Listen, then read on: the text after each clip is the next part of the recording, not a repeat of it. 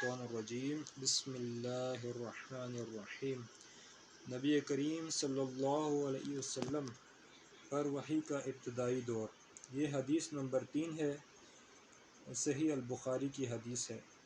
نبی کریم صلی اللہ علیہ وسلم پر وحی کا ابتدائی دور اچھے سچے پاکیزہ خوابوں سے شروع ہوا۔ آپ صلی اللہ علیہ وسلم خواب میں جو کچھ دیکھتے وہ صبح کی روشنی کی طرح صحیح اور سچا ثابت ہوتا۔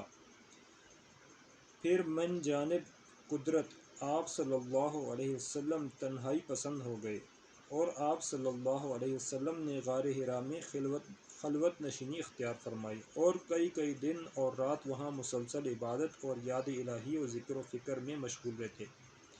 جب تک گھر آنے کو دل نہ چاہتا توشہ ہمراہ لیے ہوئے وہاں رہتے۔ توشہ ختم ہونے پر ہی اہلیہ محترمہ خدیجہ رضی اللہ عنہا کے پاس تشریف لاتے اور کچھ توشہ ہمراہ لے کر پھر وہاں جا کر خلوت گزین ہو جاتے۔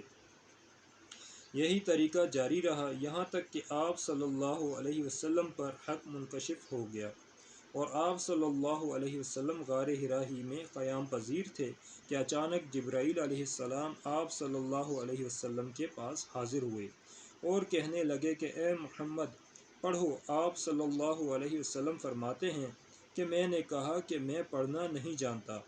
آپ صلی اللہ علیہ وسلم فرماتے ہیں کہ فرشتے نے مجھے پکڑ کر اتنے زور سے بھینچا کہ میری طاقت جواب دے گئی، پھر مجھے چھوڑ کر کہا کہ پڑھو۔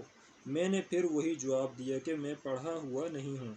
اس فرشتے نے مجھ کو نہایت ہی زور سے بھینچا کہ مجھ کو سخت تکلیف محسوس ہوئی۔ پھر اس نے کہا کہ پڑھ۔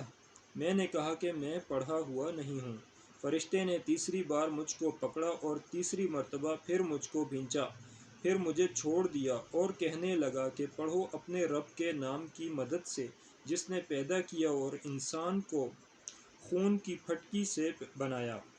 پڑھو اور آپ کا رب بہت ہی مہربانیاں کرنے والا ہے۔ بس یہی آیتیں آپ صلی اللہ علیہ وسلم جبرائیل علیہ السلام سے سن کر اس حال میں غار حرا سے واپس ہوئے کہ آپ صلی اللہ علیہ وسلم کا دل اس انوکھے واقعے سے کانپ رہا تھا۔ آپ صلی اللہ علیہ وسلم خدیجہ کے ہاں تشریف لائے اور فرمایا کہ مجھے کمبل سے اوڑھا دو، مجھے کمبل اوڑھا دو۔ لوگوں نے آپ صلی اللہ علیہ وسلم کو کمبل اوڑھا دیا۔ جب آپ صلی اللہ علیہ وسلم کا ڈر جاتا رہا تو آپ صلی اللہ علیہ وسلم نے اپنی زوجہ محترمہ خدیجہ رضی اللہ عنہا کو تفصیل کے ساتھ یہ واقعہ سنایا اور فرمانے لگے کہ مجھ کو اپنی جان کا خوف ہو گیا ہے۔ آپ صلی اللہ علیہ وسلم نے اہلیہ محترمہ خدیجہ رضی اللہ عنہا کو آپ صلی اللہ علیہ وسلم کی اہلیہ محترمہ خدیجہ رضی اللہ عنہا نے آپ صلی اللہ علیہ وسلم کی ڈھارس بندھائی اور کہا کہ آپ کا خیال صحیح نہیں ہے، اللہ کی قسم آپ کو اللہ کبھی رسوا نہیں کرے گا، آپ تو اخلاق فاضلہ کے مالک ہیں، آپ تو کنبہ پرور ہیں، بے کسوں کا بوجھ اپنے سر پر رکھ لیتے ہیں، مفلسوں کے لیے آپ کماتے ہیں، مہمان نوازی میں آپ بے مثال ہیں اور مشکل وقت میں آپ امر حق کا ساتھ دیتے ہیں۔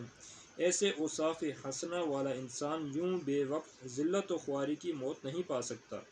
پھر مزید تسلی کے لیے خدیجہ رضی اللہ عنہا آپ صلی اللہ علیہ وسلم کو ورقہ بن نوفل کے پاس لے گئیں جو ان کے چچا زاد بھائی تھے اور زمانہ جاہلیت میں نصرانی مذہب اختیار کر چکے تھے اور عبرانی زبان کے کاتب تھے۔ چنانچہ انجیل کو بھی حسب منشاء خداوندی عبرانی زبان میں لکھا کرتے تھے۔ انجیل سریانی زبان میں نازل ہوئی تھی، پھر اس کا ترجمہ عبرانی زبان میں ہوا۔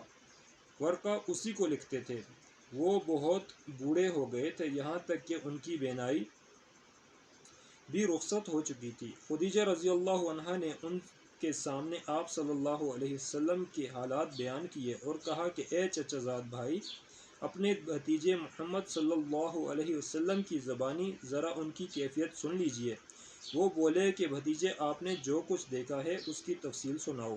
چنانچہ آپ صلی اللہ علیہ وسلم نے از اول تا آخر پورا واقعہ سنایا، جسے سن کر ورقہ بے اختیار ہو کر بول اٹھے کہ یہ تو وہی ناموس معزز رازدان فرشتہ ہے جسے اللہ نے موسیٰ علیہ السلام پر وحی دے کر بھیجا تھا۔ کاش میں آپ کے اس عہد نبوت کے شروع ہونے پر جوان عمر ہوتا، کاش میں اس وقت تک زندہ رہتا جب کہ آپ کی قوم آپ کو اس شہر سے نکال دے گی۔ رسول اللہ صلی اللہ علیہ وسلم نے یہ سن کر تعجب سے پوچھا کہ کیا وہ لوگ مجھ کو نکال دیں گے، حالانکہ میں تو ان میں صادق و امین و مقبول ہوں؟ ورقہ بولا، ہاں یہ سب کچھ سچ ہے، مگر جو شخص بھی آپ کی طرح امر حق لے کر آیا، لوگ اس کے دشمن ہی ہو گئے ہیں۔ اگر مجھے آپ کی نبوت کا وہ زمانہ مل جائے تو میں آپ کی